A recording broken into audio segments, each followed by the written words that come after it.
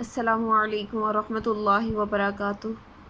الحمدللہ رب العالمین والصلاة والسلام علی سید المرسلین، اما بعد فاعوذ باللہ من الشیطان الرجیم، بسم اللہ الرحمن الرحیم۔ میں امید کرتی ہوں آپ سب خیریت سے ہوں گے اور آپ لوگوں نے اپنا پہلا سبق اچھے طریقے سے یاد کیا ہوگا۔ آج تجوید کے ساتھ قرآن پاک سیکھنے کا ہمارا جو لیکچر ہے اس میں ہم سبق نمبر 21 پڑھیں گے۔ سبق پڑھنے سے پہلے آپ لوگوں سے گزارش ہے کہ اگر میرے چینل پر نیو ہیں تو میرے چینل کو سبسکرائب کر دیں اور میری ویڈیوز کو لائک کر دیں اور میری ویڈیو کو شیئر بھی لازمی کریں تاکہ دوسرے لوگ بھی تجوید قرآن سیکھ سکیں۔ جی تو سبق پڑھنے سے پہلے ہم سبق پڑھنے کی دعا پڑھتے ہیں۔ بسم اللہ الرحمن الرحیم، اللہم افتح علینا حکمتک وانشر علینا رحمتک یا ذا الجلال والاکرام۔ اے اللہ عز و جل، ہم پر علم و حکمت کے دروازے کھول دے اور ہم پر اپنی رحمت نازل فرما، اے عظمت اور بزرگی والے، آمین۔ جی تو آج ہم سبق نمبر 21 سٹارٹ کریں گے۔ سبق نمبر 21 کا نام وقف ہے۔ وقف کے بارے میں آج ہم اس کے کی پوائنٹس اور اس کی ڈیفینیشنز پڑھیں گے انشاءاللہ۔ میں امید کرتی ہوں کہ میں اپنی طرف سے سمجھانے کی پوری کوشش کروں گی آپ لوگوں کو۔ اگر میری طرف سے کوئی کمی بیشی رہ جاتی ہے تو بھی اللہ تعالیٰ مجھے اسے مکمل کرنے کی توفیق دیں اور آپ لوگوں کو اچھے طریقے سے سمجھنے کی اور پڑھنے کی توفیق دیں، آمین۔ جی تو ہم پڑھتے ہیں اب وقف۔ وقف کی پہلے ہم تعریف پڑھیں گے، وقف کیا ہے، پھر یہ پڑھیں گے کہ وقف کن کن لفظ پہ کیا جاتا ہے، کن کن حالت میں کیا جاتا ہے، اور زبر زیر پیش ان میں کیسے ہم وقف کر سکتے ہیں۔ تو وقف کے معنی ٹھہرنے اور رکنے کے ہیں۔ وقف کے معنی ٹھہرنے اور رکنے کے ہیں، یعنی جس کلمے پر وقف کریں تو اس کلمے کے آخری حرف پر آواز اور سانس دونوں کو ختم کر دیں۔ جیسے میں اب آپ سے بات کر رہی ہوں اور میں اندر سانس بھی لے رہی ہوں اور لفظ کو بھی ختم کر دیتی ہوں تو اسے ہم وقف کہتے ہیں۔ قرآن پاک میں بھی عربی کے لفظ پر آواز اور سانس دونوں کو ختم کر دینے کو ہم وقف کہتے ہیں۔ دوسرا پوائنٹ ہے اس کا، کلمے کے آخری حرف پر زبر زیر پیش، دو زبر دو پیش، کھڑا زیر الٹا پیش ہو تو اس حرف کو وقف میں ساکن کر دیں۔ مطلب اگر کسی آیت کے یا کسی بھی لفظ کے آخر پر وقف آتا ہے تو ان حالات میں زبر زیر پیش، دو زبر دو پیش، کھڑا زیر اور الٹا پیش ہو تو اس میں ہم اس کو ساکن کر دیں گے۔ جیسے یہاں پہ وقف اس کا آخری حرف ساکن ہے، ایسے ہی ہم قرآن پاک کے جو حروف پر اگر ہم وقف کریں گے تو اس کے آخری لفظ کو ساکن کر دیں گے، ٹھیک ہے۔ نیکسٹ ہے، کلمے کے آخری حرف پر دو زبر ہوں تو انہیں وقف میں الف سے بدل دیں۔ وہ بھی میں آپ لوگوں کو انشاءاللہ بتاؤں گی کہ اسے الف میں کیسے بدلا جائے گا۔ مطلب اگر آخری حرف پر دو زبر ہیں اور اس کے ساتھ الف ہے تو ہم اسے ایک زبر پڑھیں گے اور الف کی مقدار کے برابر لمبا کریں گے، ایک زبر ہم نہیں پڑھیں گے۔ یہاں پہ یہ اس کی صورت بتائی گئی ہے۔ نیکسٹ یہ ہے کہ کلمے کے آخر میں گول تا یعنی یہ تا پر خواہ کوئی بھی حرکت ہو یا تنوین، اسے وقف میں حرف ہا ساکن سے بدل دیں گے۔ اگر ایسی گول تا ہو اور اس پہ وقف کیا جا رہا ہو تو اسے ہم الف ہا کی جو حالت ہے اس میں بدل دیں گے، ساکن حالت میں بدل دیں گے۔ نیکسٹ ہے جی، کھڑا زبر حروف مدہ اور ساکن حروف وقف میں تبدیل نہیں ہوتے۔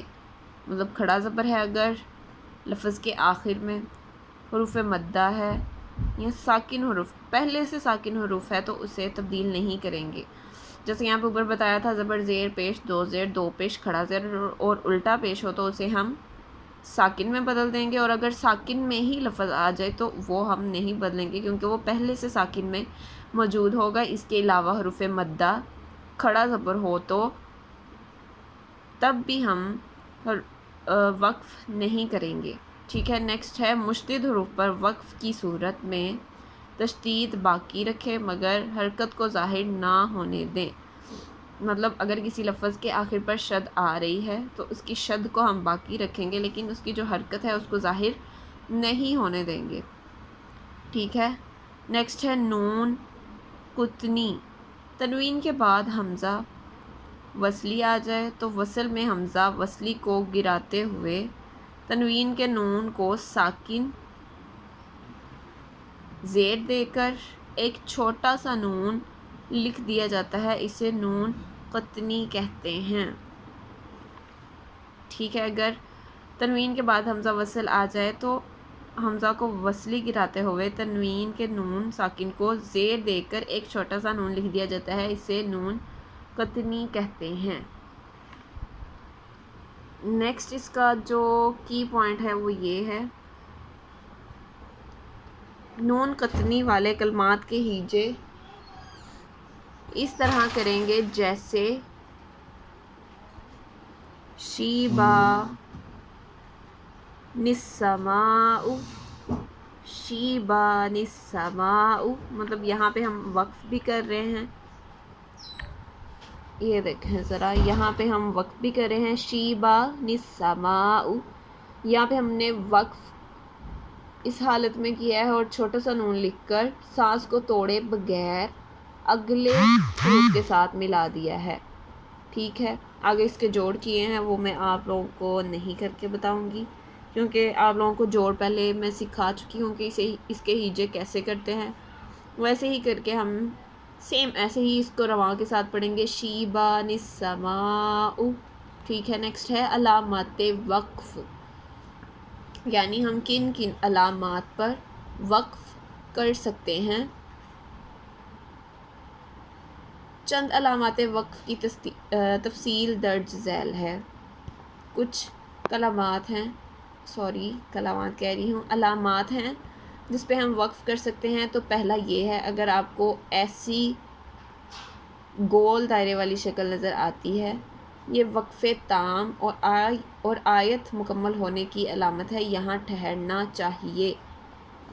مطلب اگر آپ لوگوں نے قرآن پاک میں بھی دیکھا ہوگا کہ قرآن پاک آیات میں بھی تقسیم ہے, اس کے بعد رکوعات میں, پھر اس کا جو پاؤ آتا ہے, پھر نصف, پھر ثلاثہ, اور پھر قرآن پاک سورہ بھی آتی ہے اس میں. تو پہلے جو اس کا وقف کرنے کا ہے وہ یہ چھوٹا سا دائرہ ہے, یہ وقف تام ہے اور آیت مکمل کرنے کی علامت ہے. جہاں پہ آپ کو یہ نظر آ جائے اس کا مطلب یہ ہے کہ جو اس آیت میں بات کی گئی ہے وہ مکمل ہو گئی ہے. اس وقف کو وقف تام کہتے ہیں, یہاں ٹھہرنا چاہیے. ٹھیک ہے, اس صورت میں ٹھہرنا جائز ہے. نیکسٹ ہے میم, یہ وقف لازم کی علامت ہے, یہاں ضرور ٹھہرنا چاہیے.